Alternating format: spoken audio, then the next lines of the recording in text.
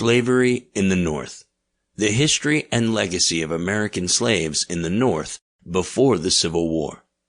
Written by Charles River Editors. Narrated by Daniel Houle.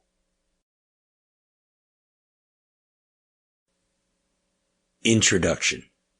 Quote, "The deck, that is the floor of their rooms, was so covered with the blood and mucus which had proceeded from them in consequence of the flux, that it resembled a slaughterhouse. It is not in the power of the human imagination to picture a situation more dreadful or disgusting. Numbers of the slaves having fainted, they were carried upon deck, where several of them died, and the rest, with great difficulty, were restored. It had nearly proved fatal to me also." End quote. Dr. Alexander Falconbridge, an 18th century British surgeon. It has often been said that the greatest invention of all time was the sail, which facilitated the internationalization of the globe and thus ushered in the modern era.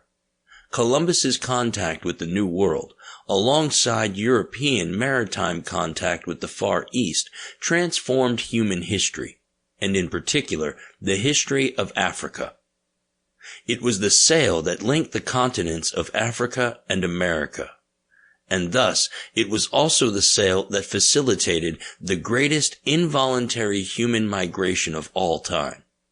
The African slave trade is a complex and deeply divisive subject that has a tendency to evolve according to the political requirements of any given age, and is often touchable only with the correct distribution of culpability. It has for many years, therefore, been deemed singularly unpalatable to implicate Africans themselves in the perpetration of the institution. And only in recent years has the large-scale African involvement in both the Atlantic and Native American ocean slave trades come to be an accepted fact.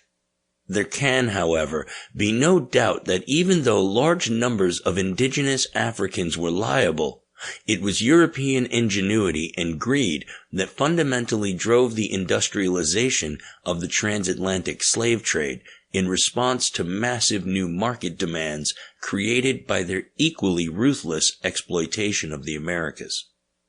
In time, the Atlantic slave trade provided for the labor requirements of the emerging plantation economies of the New World. It was a specific, dedicated, and industrial enterprise wherein huge profits were at stake, and a vast... Sample complete. Ready to continue?